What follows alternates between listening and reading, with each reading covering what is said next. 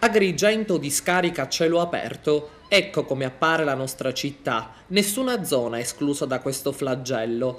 Il Viale della Vittoria, via Garibaldi, Quadrivio Spinasanta, via 25 Aprile, Villaggio Mosè, San Leone. E questa è una piccola visione di qual è lo stato in cui versa Agrigento. Siamo andati a vedere le ripercussioni di questo evento e di come la gente sta reagendo. In molti alla vista della telecamera si sono dati alla fuga, ma c'è anche chi non ha avuto timore di esprimere il proprio disagio. Per carità, siamo solidali, ma è proprio... Io tra l'altro lavoro al mercato, sono un commerciante e venerdì salterà di nuovo il mercato, quindi peggio di me non ce n'è qua come situazione. Io sono un agrigentino che abita su al nord.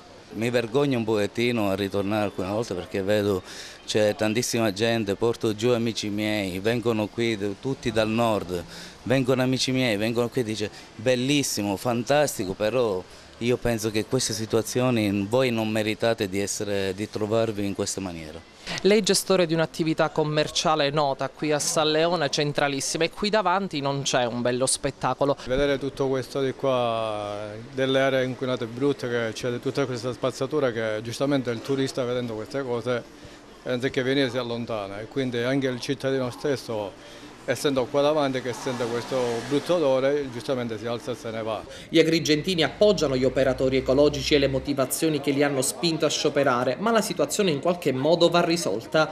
Ad esempio, ecco lo spettacolo che viene proposto ad una famiglia che aspetta di entrare al cinema. È uno schifo completamente, cioè dovrebbero, non lo so, paghiamo tanti soldi per la spazzatura,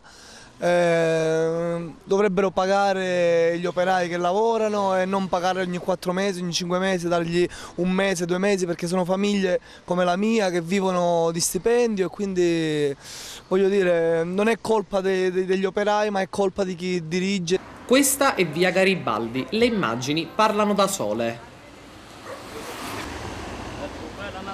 Altra zona fortemente colpita è il Quadrivio Spinasanta, ripercussioni e reazioni anche da parte dei titolari di attività commerciali. Qualche cliente a volte si lamenta di ma la spazzatura purtroppo anche noi non la possiamo buttare perché vedete, come vedete là abbiamo tutta la spazzatura ferma noi e la teniamo a casa purtroppo.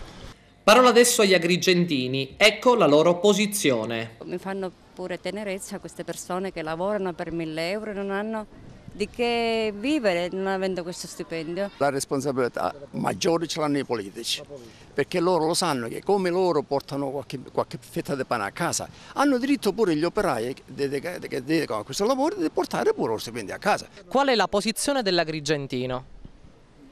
Che saremo sempre punti a capo, sempre, anche se risolvono il problema fra un giorno, 2 giorni, 3 giorni, fra un mese. Sarà sempre lo stesso e né più né meno il discorso dell'acqua, uguale. Noi non siamo da Agrigento. Qual è la visione che ha una persona che viene dal di fuori guardando Agrigento? È brutta naturalmente, con la spazzatura, specialmente una città turistica, dà fastidio.